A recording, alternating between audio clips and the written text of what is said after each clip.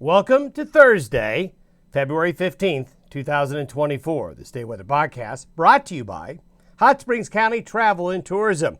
No matter how cold and snowy it gets in Thermopolis, you'll always find yourself in hot water. Check them out at thermopolis.com.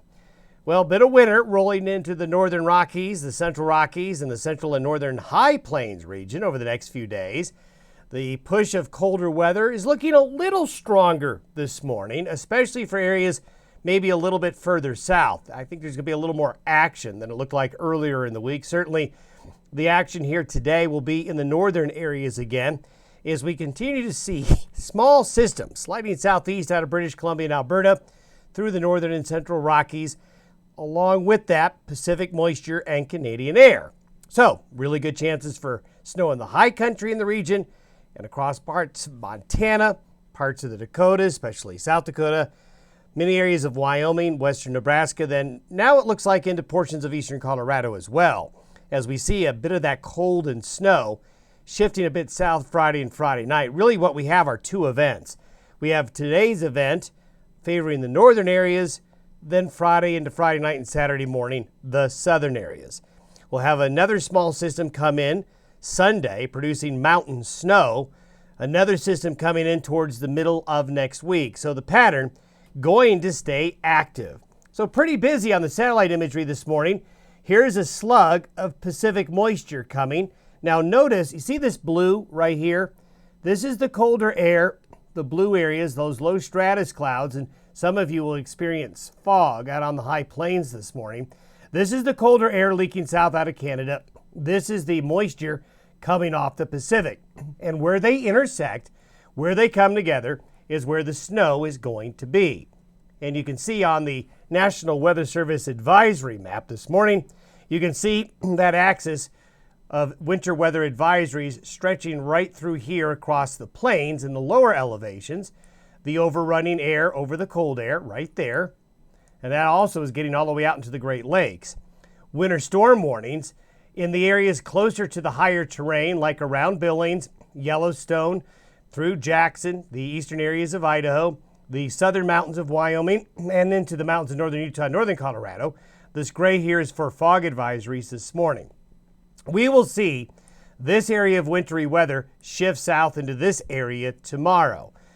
For Wyoming folk, here you go. You can see where the advisories are today. We got the fog in the southeast, high winds along the I-80 corridor, all around that Arlington-Elk Mountain area. The pink shows the mountain areas that are under winter storm warnings.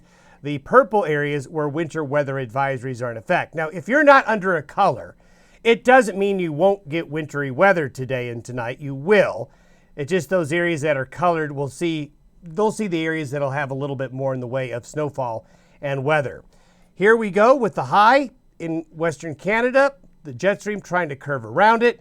We have that piece of moisture here. We have a tail of cold air right here, and it's this little tail that's going to slide southeast just like that. So this is where the weather's going to be today.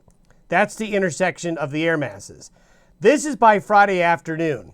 So notice what happens. There's a pretty good push of that tail south into Montana through Wyoming, and there's going to be a boundary of colder air coming on through, pushing south into the region. So the forecast for Friday and Saturday and Sunday now is looking a bit colder because that push is a little bit more robust.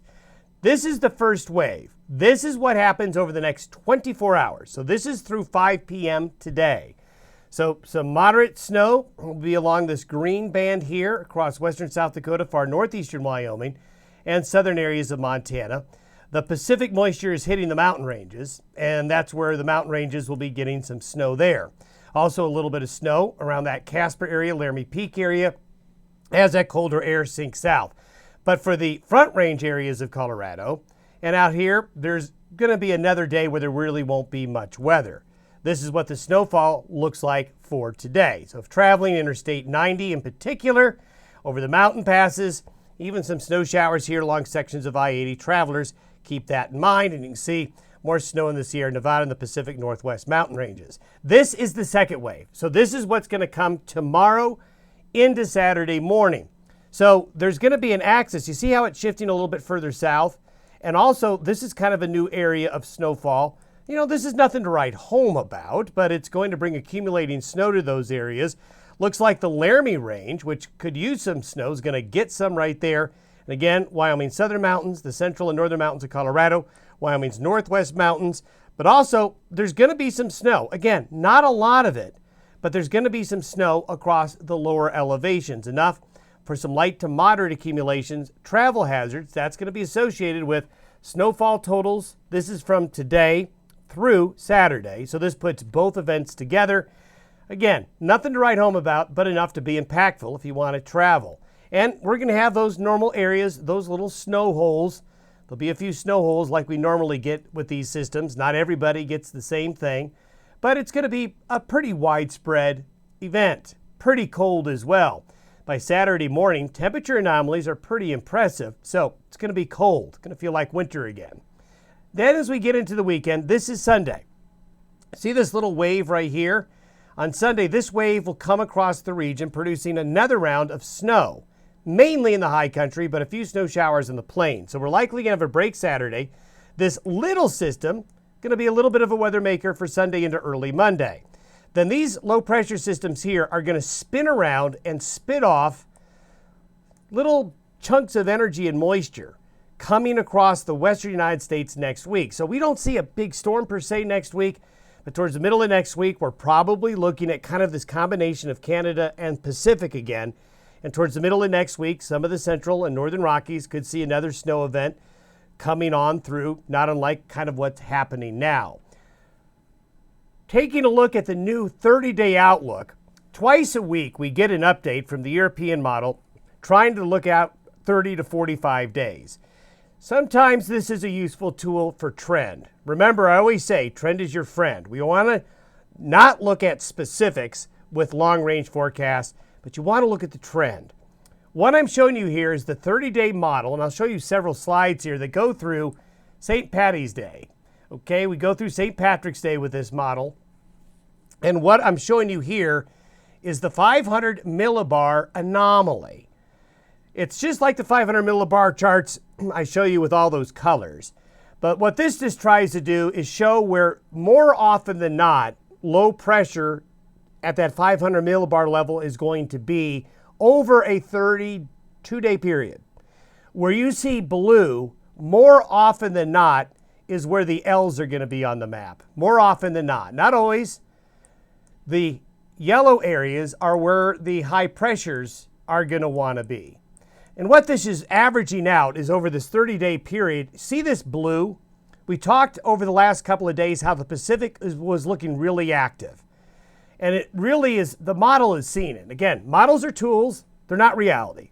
They're not reality. They're just trying to give us an idea of what could be going on. And what this is showing is a pretty consistent storm track coming right across the central Rockies and into the plains over the next 30 days. Now, we expect that in March. March, we do tend to see things pick up. But if this does transpire, even, let's say, half transpire like this, this means, as we've been hinting, with the Pacific showing us signals, it's going to be a busy pattern. This is the 30-day total precipitation pattern, and you can see where you start to get to the yellows and the brighter colors there, the precipitation is showing basically that the storm tracks are going to want to be this way. And if you look at the temperatures and the precipitation, well, it all lines up with that 500 millibar anomaly. So that's precipitation. That's the snowfall forecast, pretty robust. And this is the precipitation anomaly. So you can see that California, the interior west, you see the green? The green is predicting above normal amounts of precipitation. And it's right along that same blue shaded area I showed you. Maybe not as much in the southern Rockies, maybe is not as much up here, but kind of just going right through the middle here. So this is something that we need to watch. And if you see green, that's above average. When you start getting above average precipitation in March or April or May, that's pretty significant because starting in March is when the average precipitation in the interior west climatologically begins to increase. December, January, and February are the three driest months, climatologically speaking, on the plains. But March, April, May, and June start to become the wettest. So this is something that we'll keep an eye on as we get to late winter and early spring. This is the 30-day temperature anomaly. This isn't because of any really big Arctic outbreak, but what it is showing is a persistent trend to be colder than average because of all of that activity, the clouds and precipitation. You can see the nation's midsection and east isn't as warm. I think this is overdone. I don't think it's going to be nearly that warm in this part of the country over the next 30 days. This may be overdone with the cold. Again, it's a model. Remember, trend is your friend. So this is something that's really interesting, something that we'll monitor in the weeks going forward. And you can look at that 30-day snowfall outlook is pretty impressive. Have yourself a good Thursday. We'll see you.